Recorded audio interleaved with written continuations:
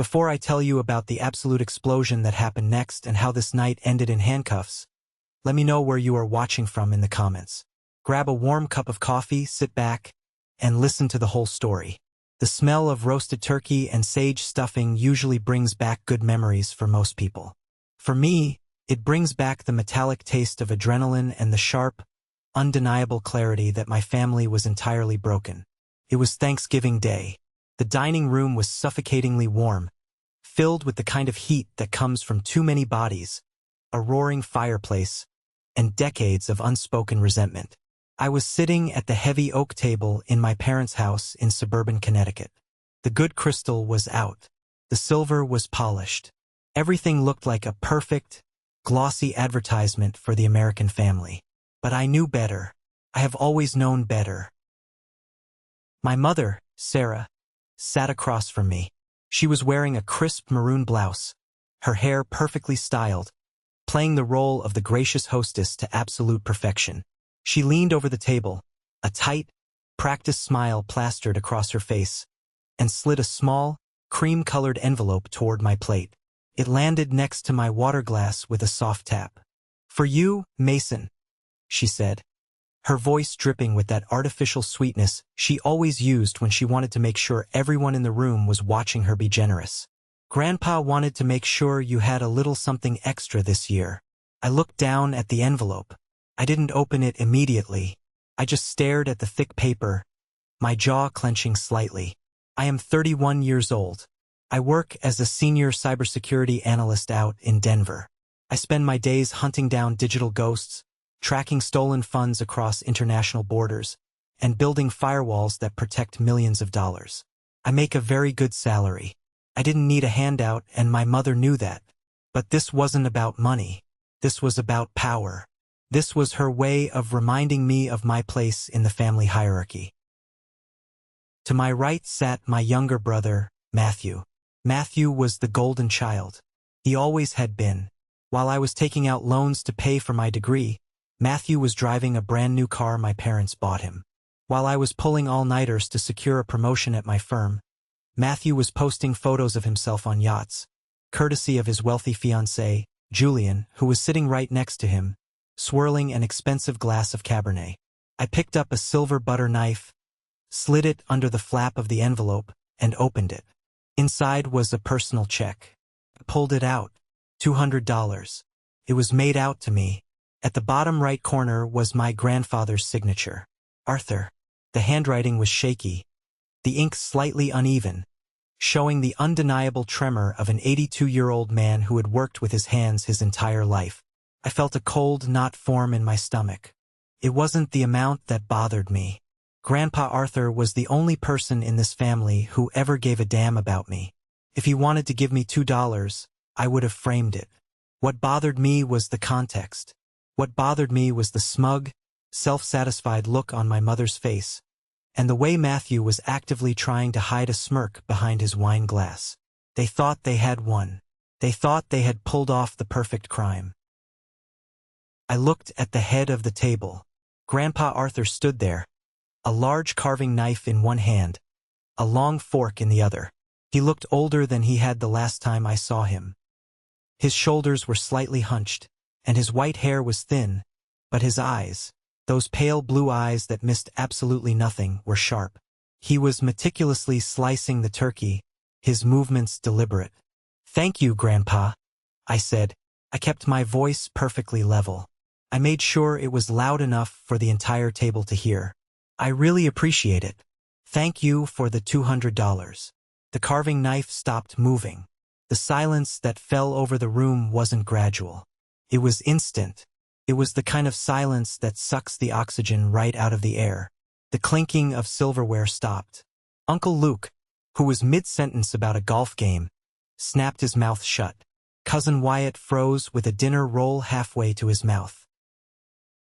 Grandpa Arthur slowly set the carving knife down on the silver platter.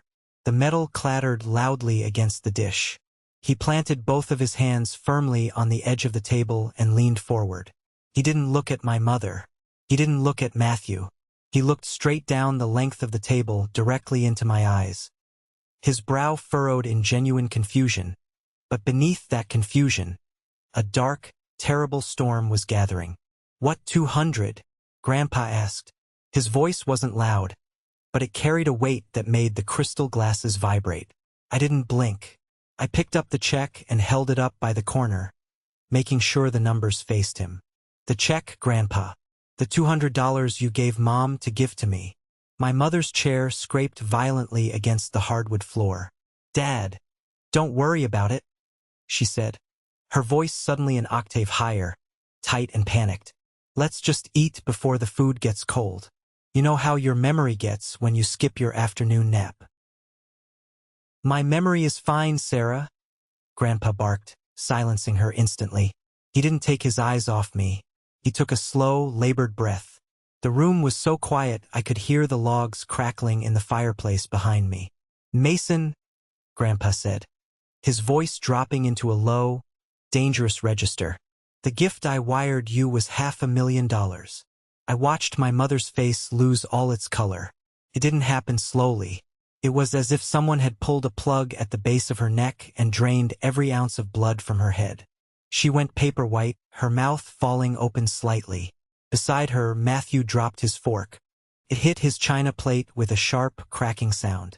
Julian, his fiancée, stiffened, his eyes darting frantically between me, my mother, and Grandpa.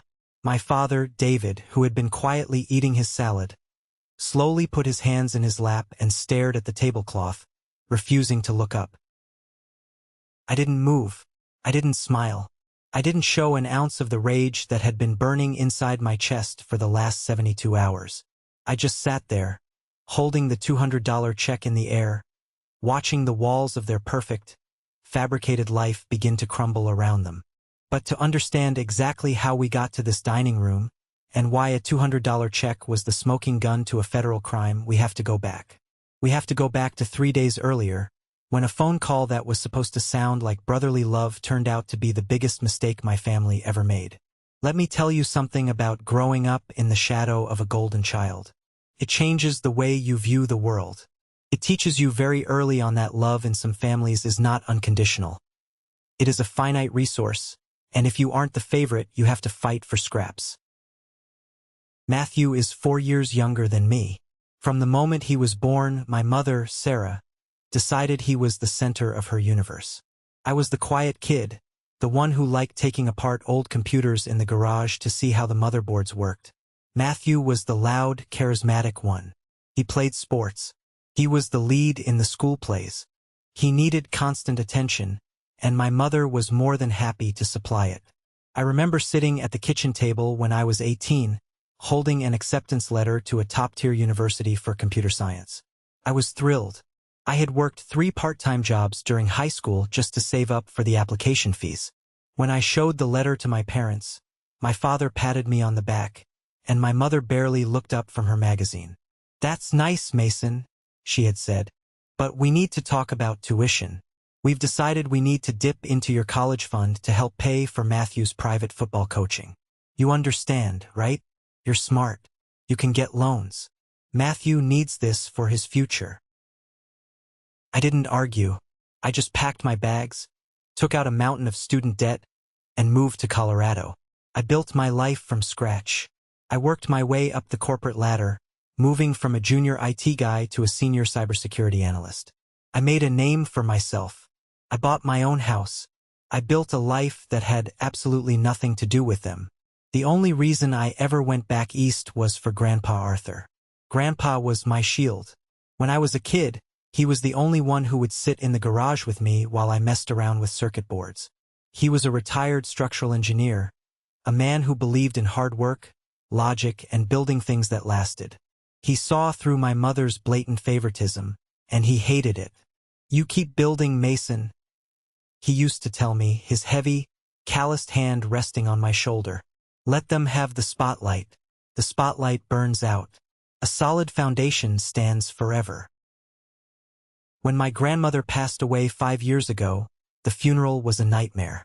My mother spent the entire time treating the wake like a social networking event, making sure everyone saw how devastated she was. It was Grandpa and I who stood quietly by the casket. After the funeral, Grandpa pulled me aside. He told me he was setting up a joint bank account in both our names. "I'm putting some money in there," he had said, his voice thick with grief. "It's your cushion. If you ever need to buy a house or start a business, or if you just need a safety net, it's ours.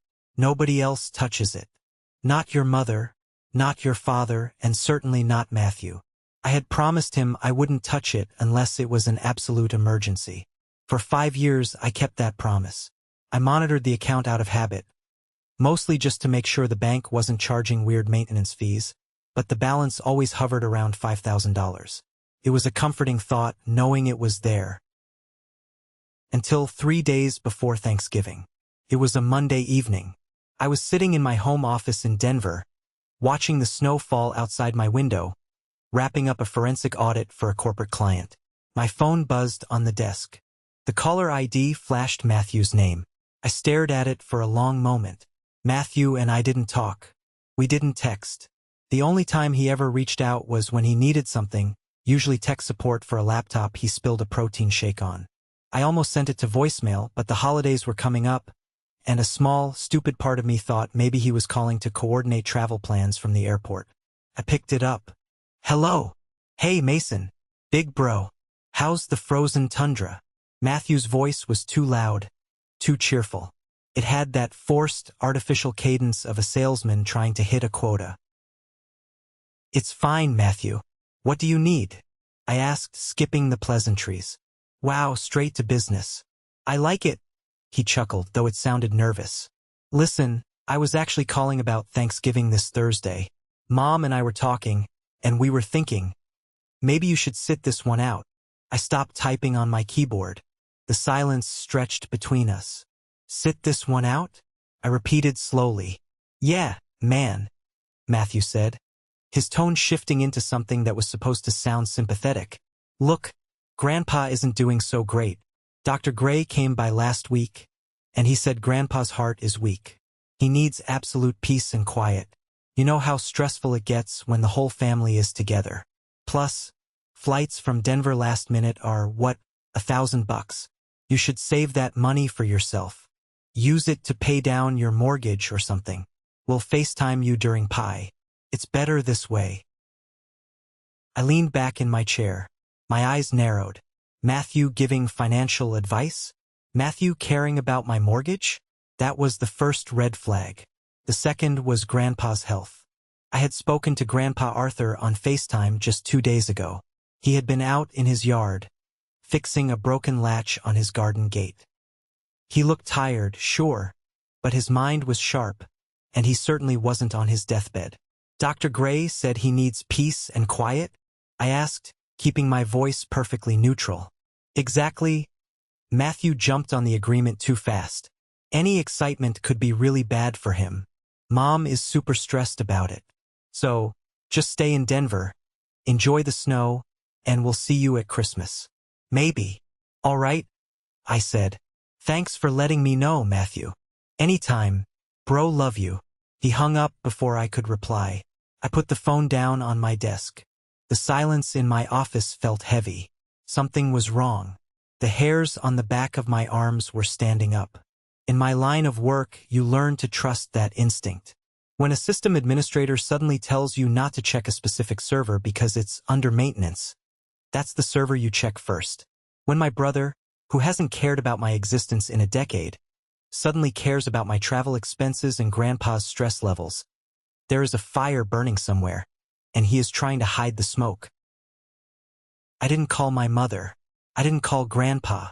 Instead, I pulled up a new tab on my secure browser. I logged into my banking portal. I navigated to the joint account I shared with Grandpa Arthur. I hadn't looked at it in a few months.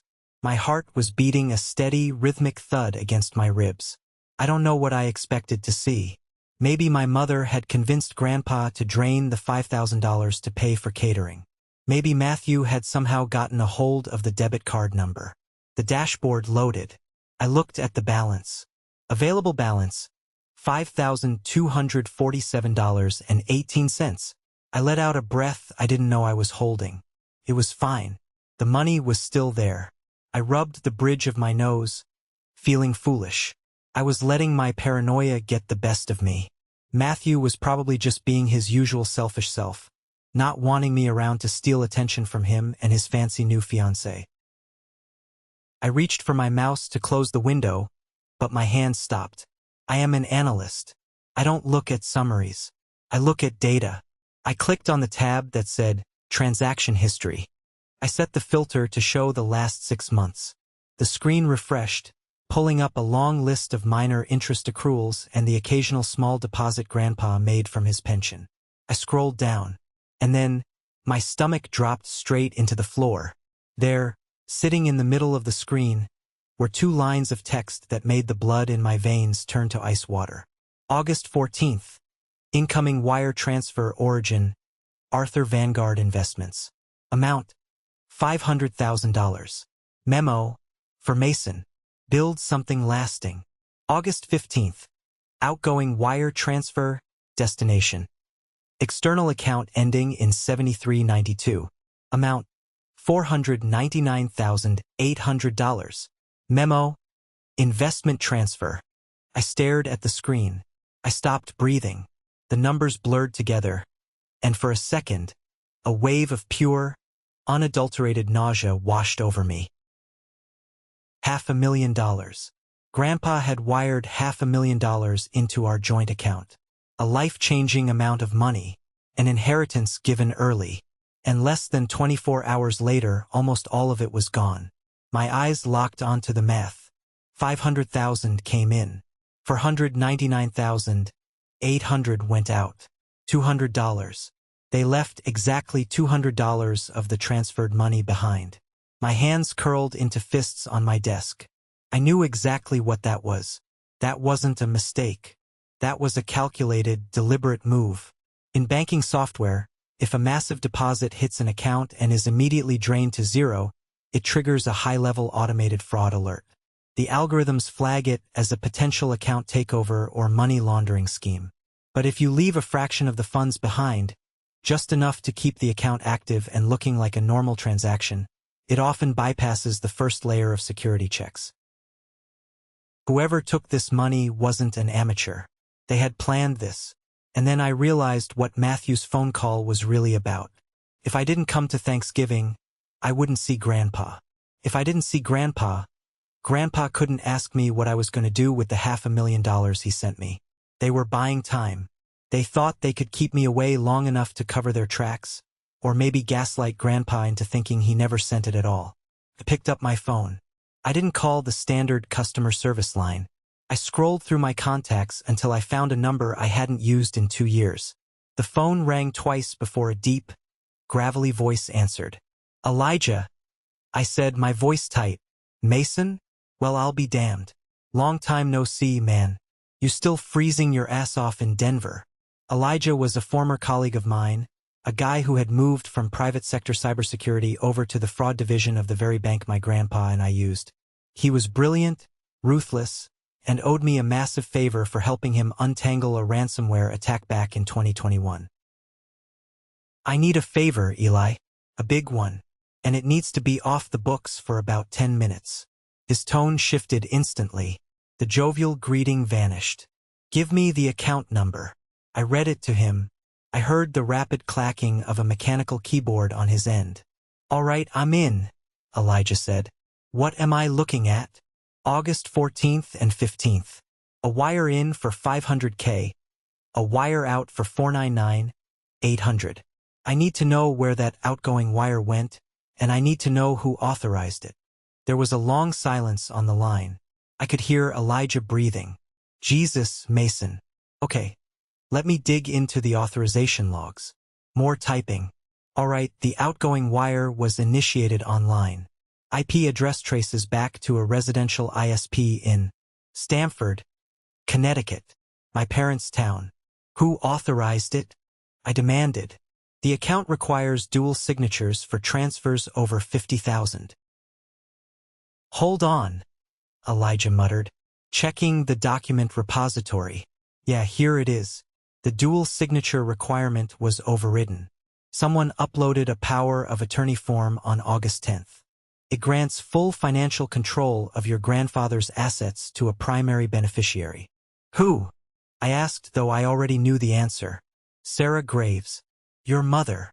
The words hit me like a physical blow. My own mother. I felt a surge of violent anger clawing its way up my throat. She doesn't have a power of attorney, I growled. Grandpa is perfectly lucid. He would never sign that. I'm looking at the document right now, Mason. It's notarized. It has your grandfather's signature. And, wait, it has your signature on it, too. You signed away your rights to the joint account. I stood up from my desk so fast my chair crashed into the wall behind me. I never signed anything, Elijah. Pull the PDF. Send it to my encrypted email right now. Sending, he said. Mason, if this is what it looks like, this is a federal felony. Wire fraud, elder abuse, forgery. You need to call the authorities. Not yet, I said coldly. Where did the money go, Eli? What's the destination account? The receiving account ending in 7392. Elijah read off the screen. It's a corporate account registered in Delaware. The entity name is Golden Years LLC. Thank you, Eli. I owe you. I hung up. My email pinged. I opened the encrypted file Elijah sent me. It was a scanned copy of a legal document. Durable power of attorney for financial management. It looked incredibly official.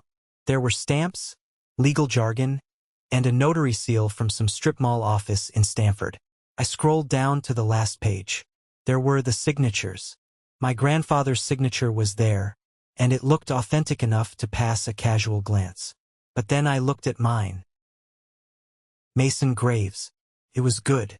It was terrifyingly good. The slant of the M, the heavy pressure on the downstroke of the G. It looked exactly like the signature I used on my driver's license. Whoever forged this had practiced. They had spent hours tracing it, perfecting the speed and the loops so it wouldn't look like a slow, shaky imitation. But my mother, in all her arrogance, didn't know everything about me. Years ago, when I started working in cybersecurity, handling sensitive contracts and non-disclosure agreements, a mentor taught me a trick. He told me to build a trap door into my signature. Something microscopic that a forger wouldn't notice, but that I could use in court to prove a document was fake. Every time I sign a legally binding document, I do not connect the bottom loop of the S in Graves to the E, and, right below the final S, I tap the pen once, leaving a tiny, barely visible dot of ink. I zoomed in on the PDF on my massive monitor. I zoomed in until the pixels started to blur. The S was perfectly connected to the E, and there was no dot. I leaned heavily on my desk, burying my face in my hands.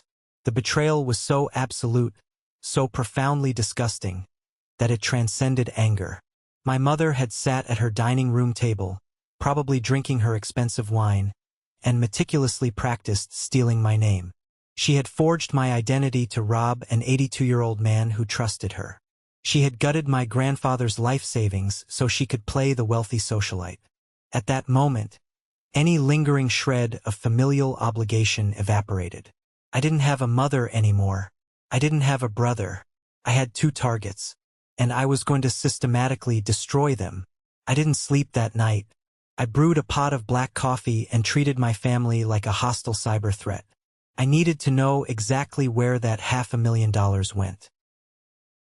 I texted Samuel, my best friend from college who was now a ruthless corporate litigation lawyer in Chicago. Need a fast public records pull. Delaware LLC. Golden Years LLC. Founded sometime around August. Samuel texted back 20 minutes later with a screenshot of a business registry. Golden Years LLC. Registered agent, Julian Roth. Principal member, Julian Roth. Julian, Matthew's fiancé. The smug, perfectly groomed investment consultant who had been dating my brother for 2 years. Suddenly, the pieces snapped together with horrifying clarity. My mother didn't just steal the money. She laundered it through her future son-in-law to make it disappear. I opened a dummy Instagram account I used for threat intelligence gathering and searched for Matthew's public profile. Matthew wasn't the type to hide his life. His entire existence was based on external validation. His feed was a continuous stream of filtered photos, expensive dinners, and luxury vacations. I scrolled back to mid-August.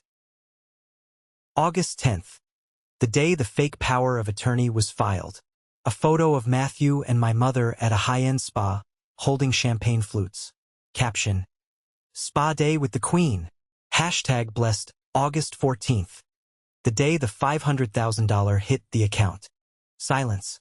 No posts. August 15th. The day the money vanished. Silence. August 18th. 3 days after the theft. A video of Matthew squealing in a dealership parking lot. The camera pans to a brand new, midnight blue Porsche Macan with a giant red bow on the hood. Julian is standing next to it, smiling like a savior. Caption: OMG! Julian surprised me with my dream car. Best early wedding present ever. He's been working so hard on his new investment firm and it's paying off. I'm literally crying. Hashtag Porsche, hashtag fiancé of the year, hashtag rich life. I felt sick to my stomach. I looked up the MSRP for a fully loaded Porsche Macan. $85,000. I kept scrolling. September 2nd, photos from a first-class flight to the Maldives. September 15th, a close-up of Matthew's hand resting on the steering wheel of the Porsche, casually showing off a massive, diamond-encrusted Cartier watch. October, photos of my mother's newly renovated kitchen, custom marble countertops, professional-grade Viking appliances. They were spending Grandpa's money. They were literally parading his life savings around on the internet, slapping filters on it, and begging strangers for likes. They had taken a gift meant to build something lasting and turned it into leased cars and kitchen cabinets. I took screenshots of everything. Every post, every timestamp, every caption. I downloaded the videos. I built a digital dossier that was bulletproof. By the time the sun came up over the Rocky Mountains, I had a folder on my desktop named Thanksgiving. Inside were 52 pieces of hard, irrefutable evidence of felony wire fraud. I picked up my phone, opened my text messages, and clicked on Matthew's name. Hey Matt, looked at my schedule. I got my shifts covered. I'm booking a flight now. See you Thursday. I hit send. I didn't wait for his reply. I closed my laptop and went to pack. I didn't pack clothes for a long weekend. I packed for a tactical extraction. I went to a local office supply store right when it opened. I walked down the aisles with a cold, singular focus. I bought 5 heavy-duty, black leather-bound presentation folders. The kind lawyers use when they are handing over discovery documents in a massive corporate lawsuit. I bought a ream of high-quality, thick paper. When I got home, I hooked up my laser printer. I printed everything. I printed the bank statements showing the exact moment the $500K entered the account and the $499.8K left. I highlighted the $200 left behind in bright, screaming yellow ink. I printed the forged power of attorney. I printed an enlarged, high-resolution comparison of my real signature side by side with my mother's forgery, circling the missing trapdoor dot in red marker. I printed the Delaware registry papers proving Julian owned Golden Years LLC. And finally, I printed glossy, full-color pages of Matthew's Instagram posts. The Porsche, the Cartier watch, the Maldives, the kitchen renovation. Next to each photo, I typed out the estimated cost of the items. I punched holes in the paper and bound them perfectly into the 5 black folders. They were heavy. They felt like bricks in my hands. They were the physical manifestation of my family's betrayal. I put 4 of the folders into my hardshell carry-on suitcase. The 5th folder I slid into my laptop bag. My phone buzzed constantly during the drive to the Denver airport. It was Matthew panicking. Bro, you really don't have to come. Seriously, Mom is freaking out about the cooking. We don't have enough food. Mason, Grandpa is really tired today. It's a bad idea. I ignored them all. I walked through airport security, boarded my flight, and watched the snow-capped mountains disappear beneath the clouds. I wasn't nervous. I felt an eerie, unnatural calm. The kind of calm a demolition expert feels right before they push the detonator. The Uber dropped me off at the end of my parents' long driveway on Thursday afternoon. The sky was an overcast, slate gray, and the air was biting cold. Parked right in front of the two-car garage, gleaming obnoxiously, was the midnight blue Porsche Macan. I stood there for a moment, just staring at it. I could almost see Grandpa Arthur's hard-earned pension bleeding through the expensive paint job. I gripped the handle of my suitcase, the wheels grinding against the pavement as I walked up to the front door. I didn't knock. I just walked in. The house smelled like roasted meat, expensive candles, and sheer panic. "Mason!" My mother practically shrieked from the kitchen. She came bustling out, wiping her hands on an immaculate apron. Her smile was so wide, so tight, it looked like it was causing her physical pain. She threw her arms around me, pressing her cheek against mine. "You made it. We are so happy you're here, even though it's such a surprise." "Hi, Mom," I said, keeping my arms at my sides. I didn't hug her back. Matthew emerged from the living room, a glass of wine in his hand. He was wearing a cashmere sweater that probably cost more than my first car. The Cartier watch flashed on his wrist. He looked pale, his eyes darting to my suitcase and then to my face. "Hey, bro," Matthew said, giving me a stiff, one-armed bro hug. "Glad you could make it, despite the flight costs." "I found a deal," I said flatly. Julian, the fiancé, was standing by the fireplace, looking like he had just stepped out of a GQ magazine. He gave me a curt nod. "Mason, good to see you." "Julian," I replied. "Business is good, I hear? The new investment firm doing well." Julian's smile faltered for a microsecond. "Can't complain. Just grinding away." "I bet you are," I said softly. "Where's Grandpa?" I asked, looking past them. "Oh, he's resting in the den," my mother said quickly, moving to block the hallway. "Dr. Gray said he really needs to limit his excitement, Mason. So please, let's keep the conversation light today. No heavy topics. He's very fragile." "I'll be gentle," I said, stepping smoothly around her. I found Grandpa Arthur sitting in a leather recliner in the den, watching a football game. When he saw me, his face lit up. It was the only genuine smile I had seen in this house in years. He struggled to stand, but I rushed over and hugged him gently. He felt frail, his bones sharp against my arms, but his grip was strong. "Mason," he said, patting my back. "I didn't think you were coming. Matthew told me you had to work." I pulled back and looked at him. "I wouldn't miss it, Grandpa. Not this year." For the next 2 hours, I played their game.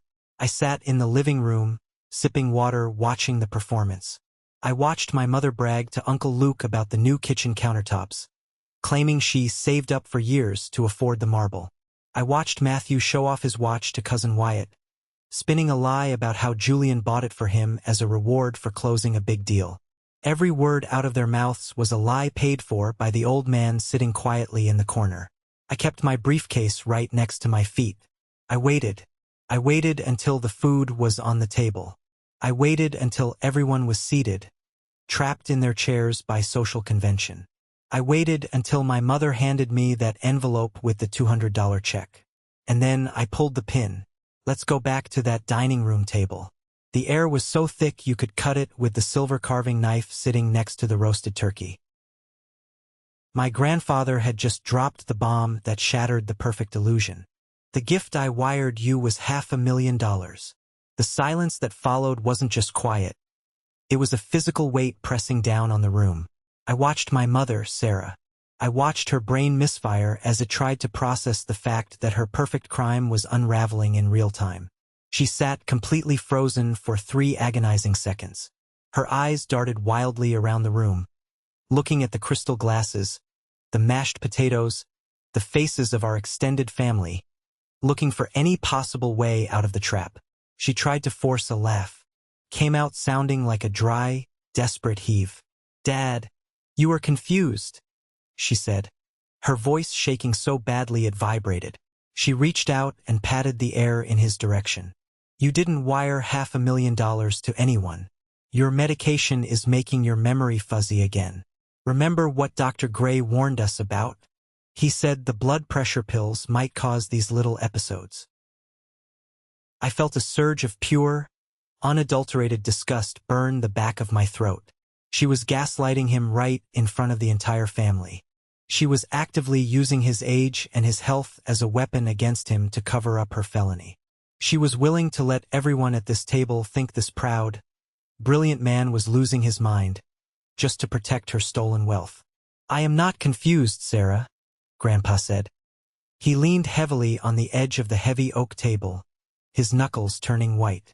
His voice was like grinding stones. I went to the bank. I sat with the teller. I authorized the transfer. I wanted Mason to have his inheritance early so I could watch him build his life while I am still here to see it. Where is the money? My mother opened her mouth to spin another lie, but I didn't let her. I stood up. My chair scraped loudly against the hardwood floor. I reached down to the floor and picked up my heavy leather briefcase. I hoisted it up and set it directly on the dining room table, right next to the gravy boat. I popped the brass latches. The sharp click-clack echoed loudly in the silent room. I reached inside and pulled out the 5 thick, black leather-bound presentation folders. They were heavy, filled with high-gloss paper and undeniable facts. I slid the first one down the polished wood of the table directly to Grandpa Arthur. I handed the second one to Uncle Luke, who was staring at me with his mouth slightly open. I tossed the third one right in front of my father, David. I kept one for myself and I left the last one sitting in the center of the table. Open them, I said. Nobody moved. They just stared at the black covers like they were explosive devices. I said, open them. I repeated, my voice dropping an octave. Uncle Luke hesitated, his hands trembling slightly, then flipped open the heavy black cover. Grandpa put on his wire-rimmed reading glasses and opened his copy. Turn to page 1, I instructed. My voice was completely flat. I wasn't yelling. I didn't need to yell. The truth was loud enough to deafen them. Page 1 is a certified, stamped bank statement from the joint account Grandpa and I share. Look at the date, August 14th. You will see an incoming wire transfer of exactly $500,000. Grandpa traced the line on the paper with his thick, wrinkled finger. Yes, he whispered, his voice catching slightly. That is my transfer. That is my life savings. Now look at the very next line, I said. I stepped away from my chair and began slowly walking around the perimeter of the table, pacing like a prosecutor in a courtroom. August 15th. Less than 24 hours later. An outgoing wire transfer of $499,800, leaving exactly $200 behind in the account. The exact amount of the check Mom just smiled and handed to me 5 minutes ago. Uncle Luke gasped loudly. He looked up at my mother, his eyes wide with absolute horror. Sarah, what is this? What did you do? It is a lie, my mother shrieked. She stood up so fast her chair tipped over backward and crashed violently to the floor. She pointed a shaking finger at me. Mason works with computers. He faked these documents. He printed these out in his basement. He is trying to steal your money, Dad. And he is framing me because he has always been jealous of Matthew. I didn't even look at her. I ignored her completely. Turn to page 2. I heard the heavy rustle of thick paper as Uncle Luke, Grandpa, and now my father turned the page. Page 2 is a durable power of attorney document, I explained, stopping behind my empty chair. It was filed with the bank on August 10th. It grants Sarah Graves full, unrestricted control over Grandpa's financial assets. It has Grandpa's signature at the bottom. And right next to it, it has my signature, supposedly waiving all my legal rights to the joint account. I never signed this, Grandpa whispered. A tear slipped down his weathered cheek, landing on the paper. I never gave her control. I would never do that. I know you didn't, Grandpa, I said softly, looking at him. Then my eyes hardened as I looked across the table. And neither did I. Everyone, look closely at the red circle I drew on that page. Look at my signature. I handle highly classified corporate contracts for my salary. When I sign my name on anything legally binding, I leave a microscopic dot of ink right under the last letter. It is a security habit I learned years ago to prevent exactly this. The signature on that paper is a masterful, perfect forgery. But it is missing the dot. Mom practiced tracing my name for hours, but she missed the security trap. Matthew was hyperventilating now.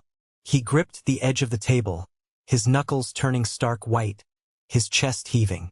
"Mom!" he gasped, sounding like a terrified child. "Mom! Tell them it isn't true. Mom! Do something. Fix this." "Turn to page 3, I commanded, my voice cutting through Matthew's panic like a blade. This was the kill shot. This was the moment the entire house of cards was going to come crashing down on their heads. The money didn't just disappear into thin air.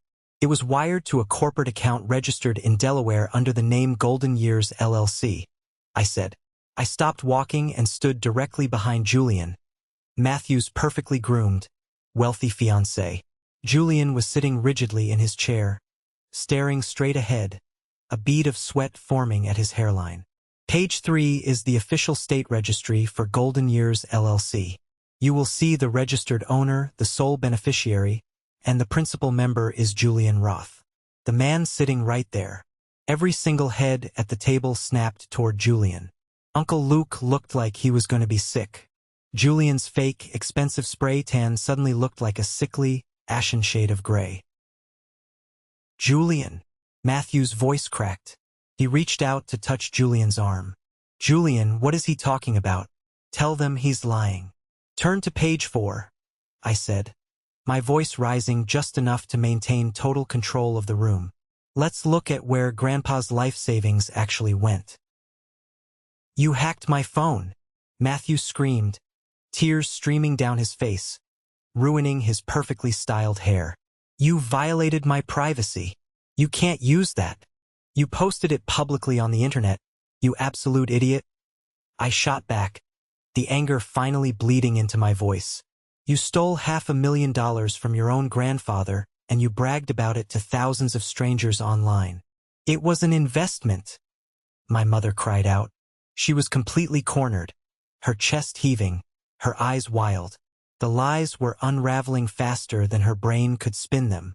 Julian was going to invest it for us. We were going to double the money and give it back to Dad. We were trying to help the family grow our wealth. "Dad, please, you have to believe me.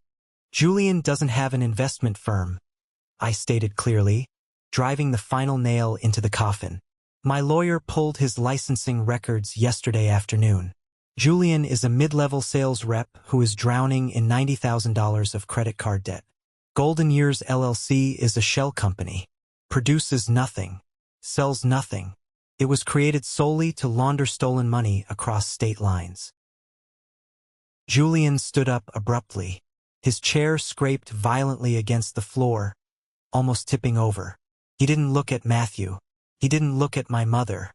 He looked directly at me. Julian was a lot of things, but he wasn't stupid. He recognized a completely lost battle when he saw one. In the corporate world, when the ship is taking on water and the feds are circling, the rats jump ship first to save themselves. "I am out," Julian said. His voice was cold, clipped, and completely devoid of the charming, warm facade he had displayed just an hour ago.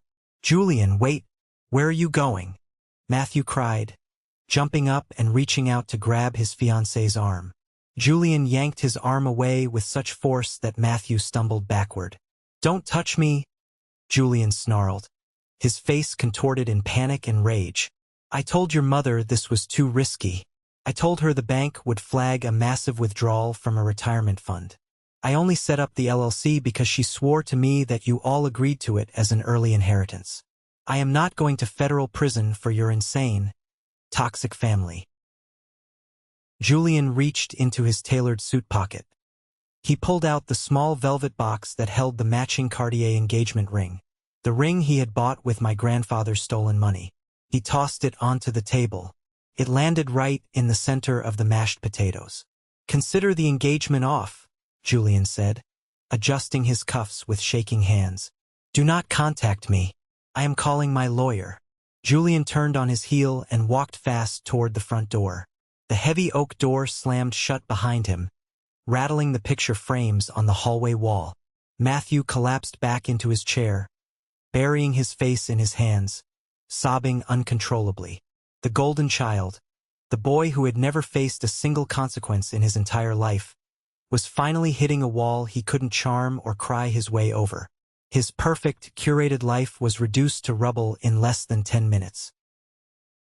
My mother was breathing heavily, her chest heaving as she stared at the door Julian had just walked through. The reality of her situation was finally crashing down on her. She looked wildly at my father. "David, do something," she begged, her voice shrill and desperate. "Tell him to stop this. Talk to your son." My father, who had been dead silent this entire time, staring at the black folder in front of him, finally looked up from his untouched plate. He looked at me, his eyes wide and pleading. He looked small. He looked incredibly weak. "Mason, please," my father said softly, his voice trembling. "Put the folders away. Let's just sit down. Your mother made a terrible, terrible mistake. She let her desire to provide for Matthew get completely out of hand. But we are family. We can fix this without tearing each other apart. We can sell the Porsche. We can stop the kitchen renovations and get a refund on the materials. We will pay Grandpa back every single cent over time. Just please, Mason, do not do this. Do not destroy this family." I stared at the man who had raised me. I felt a cold, hard knot form in the dead center of my chest. It was a realization so ugly, so profound, that it almost took my breath away. "You knew?" I realized aloud, the words tasting like ash in my mouth. My father swallowed hard, his Adam's apple bobbing. He couldn't maintain eye contact. He looked down at his lap. He knew. He sat in this house every single day, eating meals prepared in a kitchen paid for by stolen money, watching his youngest son drive a stolen luxury car, and he did absolutely nothing. He let his wife forge my signature. He let his wife rob his own 82-year-old father-in-law because he was too much of a coward to stand up to her. He preferred the peace of a quiet house over the integrity of his own soul. "You are just as guilty as she is," I said, my voice filled with a quiet, terrifying disgust. "You watched them steal Grandpa's security, you watched them steal my name, and you let it happen. You are an accomplice. You don't have a son named Mason anymore. Lose my number." I turned my attention away from the pathetic man I used to call my father and looked back to the head of the table. Grandpa Arthur was standing tall. The slight hunch in his shoulders, the frailty I had seen earlier, was completely gone. He looked like the structural engineer he used to be. A man made of steel, concrete, and unyielding mathematics, inspecting a bridge that had catastrophically failed due to cheap materials. He looked at my mother. "Sarah," Grandpa said. His voice was terrifyingly calm, devoid of any warmth or paternal affection. "Pack your things. You and the boy have exactly 2 hours to get your belongings out of my house." "Dad, no. Please," she begged, falling to her knees on the hardwood floor, tears ruining her perfect makeup. "This is my home. Where are we supposed to go?" "I pay the mortgage," Grandpa reminded her coldly, looking down at her like she was a stranger asking for spare change. "I bought this house. I let you live here rent-free so you could save money for your future. Clearly, you used that opportunity to plot how to rob me blind. Get out, before I pick up that telephone and have the police escort you off the property in handcuffs." My mother opened her mouth to argue, to scream, to plead again, but the look in Grandpa's eyes stopped her dead. It was the look of a man who had completely and permanently severed a blood tie. There was no coming back from this. The rest of the evening was a surreal blur of frantic, humiliating packing. Uncle Luke and Cousin Wyatt left immediately, muttering awkward apologies to Grandpa, wanting absolutely nothing to do with the nuclear fallout. I sat in the den with Grandpa. We didn't turn the television on. We just sat in the quiet, drinking black coffee, listening to the frantic thudding of footsteps upstairs. We listened to the sounds of my mother and brother dragging heavy suitcases down the wooden stairs, sobbing and arguing with each other. My father quietly, pathetically helped them load the bags into the trunk of his sedan. They didn't come into the den to say goodbye. They didn't offer a final apology. They just got into the car, started the engine, and drove away into the freezing, pitch-black November night. The next morning, the sky was a brilliant, unforgiving, icy blue. I didn't call the local police department. Local police handle noise complaints, domestic disputes, and stolen bicycles. I am a senior cybersecurity analyst. I know exactly how to handle high-level interstate financial crimes. After a quiet breakfast of toast and more black coffee, Grandpa and I got into my rental car.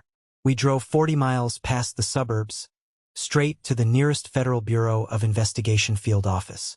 We sat in a sterile, brightly lit conference room with a special agent who specialized in white-collar crime and elder financial abuse.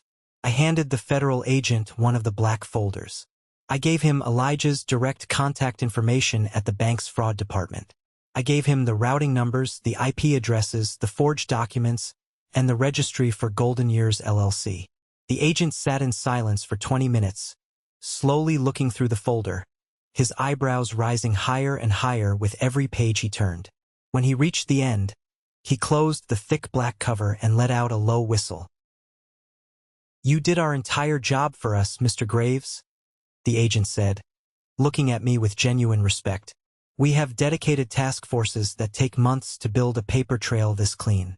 We will be issuing immediate, federal freeze orders on all bank accounts associated with Sarah Graves, Matthew Graves, and Julian Roth by 3 o'clock this afternoon. Nobody is moving a dime." It was over. The tumor had been surgically, permanently cut out. The wheels of the federal justice system turn incredibly slowly, but when they finally grind down, they crush absolutely everything in their path. 6 months passed. The federal prosecutors did not offer a generous plea deal. They rarely do when the evidence is handed to them on a silver platter. Elder financial abuse, combined with wire fraud, identity theft, and laundering money across state lines, carries severe mandatory penalties. My mother and brother tried to hire a high-powered, expensive defense lawyer to fight the charges, but they couldn't even pay his initial retainer fee because all of their assets, every single bank account, credit card, and investment portfolio, were frozen solid by the federal government. They ended up with an overworked public defender who took one single look at my black folder, saw the forged signature and the IP address logs, and told them to plead guilty to minimize the damage and avoid a lengthy, humiliating trial. I flew back east for the final sentencing hearing. The federal courtroom was vast, intimidating, and quiet, smelling heavily of polished wood, floor wax, and impending doom. I sat alone in the back row of the gallery. I didn't sit with my father. He sat 2 rows ahead of me, his shoulders slumped so far forward, he looked like he carried the weight of the world. He looked 10 years older than the last time I saw him at Thanksgiving. The judge did not mince his words when he delivered the sentence. He looked down from the bench with absolute disgust. He called their actions a predatory, highly calculated betrayal of the most sacred familial trust, driven by nothing but vanity and grotesque greed. Sarah Graves, my mother, received 18 months in a federal correctional facility, followed by 3 years of supervised probation and mandatory restitution. Matthew Graves, the golden child who could do no wrong, received 12 months. I watched the federal bailiff step forward, ask them to stand, and place them in handcuffs. I watched them be led away through the side door. My mother looked back at me over her shoulder one last time, her eyes filled with a toxic, swirling mixture of anger, blame, and disbelief. Matthew was just crying silently, his shoulders shaking in his cheap suit. I didn't feel a shred of pity. I didn't feel sad. I didn't feel the urge to cry. I just felt an overwhelming, incredible sense of relief. The heavy, suffocating weight I had carried since childhood, the constant feeling of not being good enough, the manipulation, the favoritism was finally permanently gone. The financial fallout was absolute and devastating for them. The midnight blue Porsche Macan was seized by federal marshals and sold at a government auction. The custom marble kitchen was torn out by angry contractors who slapped a mechanic's lien on my father's house because my mother's checks had all bounced. Julian managed to avoid serving hard prison time by immediately turning state's evidence. He flipped on my mother the second the FBI knocked on his door, handing over all emails and text messages proving she was the mastermind behind funding the LLC. He walked away with a massive, crippling federal fine, 5 years of probation, and a completely ruined career in the finance sector. No reputable firm would ever hire him to manage money again. As for Grandpa Arthur, he didn't want to stay in Connecticut anymore.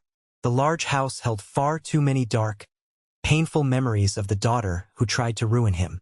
3 weeks after the sentencing hearing, I flew out, rented a moving truck, and helped him pack up the things that mattered. We left the heavy furniture behind. We drove across the country together, taking our time, stopping at roadside diners, drinking bad coffee, and looking at the vastness of the mountains as we crossed into Colorado. He moved into the large guest bedroom of my house in Denver. It took a few months for his 82-year-old lungs to adjust to the high altitude, but soon enough, he was out in my backyard, wearing his old work gloves, building a massive, beautiful cedar deck with his own 2 hands. We fell into a quiet, incredibly comfortable routine. We drank coffee on the back porch in the crisp mornings. We watched baseball games in the evenings. For the very first time in my entire life, I had a family environment that felt genuinely safe. There was no walking on eggshells. There was no competing for affection. One evening in late spring, while we were sitting on that brand new cedar deck, watching the sun dip behind the Rockies, Grandpa reached into his jacket pocket and handed me a thick manila envelope. I opened it carefully. Inside were legal documents, heavily stamped and notarized, prepared by my friend Samuel, the corporate lawyer in Chicago. It was a completely new trust fund. I recovered most of the money, Grandpa said quietly, staring out at the mountains catching the pink and orange sunset. The FBI seized the LLC assets, liquidated what they could from Julian and your mother, and returned it. It is all sitting in this new trust. It requires dual authorization for any withdrawal, managed independently by Samuel's law firm, and it is entirely legally in your name. I looked down at the dense legal paperwork, seeing the numbers printed on the page. Grandpa, you don't have to do this. I told you I make a very good salary. I don't need the money to survive. Grandpa reached over and placed his heavy, calloused hand firmly over mine. I know you don't need it to survive, Mason, he said, his pale blue eyes locking onto mine. That is exactly why I want you to have it. You protect what matters. You built a solid foundation when no one else was helping you. Family is not about shared blood. Blood just means you are biologically related. Family is about protection. You protected me when I was vulnerable. Now, I want you to use this to protect your future. Consider it your ultimate promotion. I didn't argue with him this time. I took the pen he offered me. I signed the paperwork, making absolutely sure to include the tiny, microscopic dot under the last letter of my name. The mail carrier dropped a large stack of letters onto my front porch yesterday afternoon. I brought it inside, sorting through the utility bills and the glossy junk mail advertisements until I found a thick, plain white envelope. There was no return address written on it, but I recognized the handwriting instantly. The loopy, dramatic, sweeping script belonged to Matthew. The postmark stamped across the top corner was from a low-security federal correctional facility in Pennsylvania. I stood in my kitchen and held the envelope in my hands for a long moment. I could feel the sheer thickness of the folded pages inside. It was probably 8 or 10 pages long. Knowing Matthew, knowing the way his mind worked, it was likely filled with endless excuses, sob stories about how hard the prison food is, complaints about his cellmate, and desperate demands for me to put money into his commissary account so he could buy better snacks. Maybe, if I dug deep enough, there was a fake, highly conditional apology buried somewhere in paragraph 4. 10 years ago, I would have opened it. I would have read every single agonizing word, letting his guilt, his manipulation, and his toxic energy poison my entire day. I would have agonized for weeks over whether I should reply, whether I owed him a second chance because he was my brother. But I am not that person anymore. I walked out of my kitchen and down the hall into my home office. I walked past the framed cybersecurity certifications hanging on my wall. I walked right up to the heavy-duty, cross-cut paper shredder sitting next to my oak desk. I reached out and flipped the power switch. The machine hummed to life with a low, hungry growl. I didn't open the envelope. I didn't even bend the flap to peek inside. I just held it directly over the feeding slot, let go of the paper, and watched the steel blades pull it down into the darkness. The loud, aggressive grinding noise filled the quiet room as 8 pages of toxic history, manipulation, and lies were violently turned into tiny, unreadable strips of confetti. It was, without a doubt, the best sound in the entire world. People often talk about forgiveness like it is a mandatory requirement for moving on with your life. They tell you that holding on to anger is like drinking poison and expecting the other person to die. But what they don't tell you is that setting a hard, impenetrable boundary is not the same thing as holding on to anger. Setting a boundary is an act of pure self-preservation. You do not owe your peace of mind, your time, or your resources to people who actively tried to destroy your life, no matter how much DNA you happen to share with them. My mother and brother tried to use my name, my grandfather's trust, and our family history as a weapon to fund their vanity. I took that weapon away, broke it in half in front of them, and walked away. I am building something lasting now, just like Grandpa told me to, and my front door only opens for people who respect the foundation. Thank you for sticking around and listening to my story. I know it was a heavy one, but it is the harsh reality of what happens when greed and favoritism infect a family. I hope this resonated with you in some way, especially if you have ever felt like the outsider or the scapegoat in your own home. Have you ever found yourself in a similar situation? Have you ever had to draw a hard, unforgiving line in the sand with your own family members to protect yourself and your sanity? Let me know down in the comments. I read every single one of them, and I try to reply to as many as I can.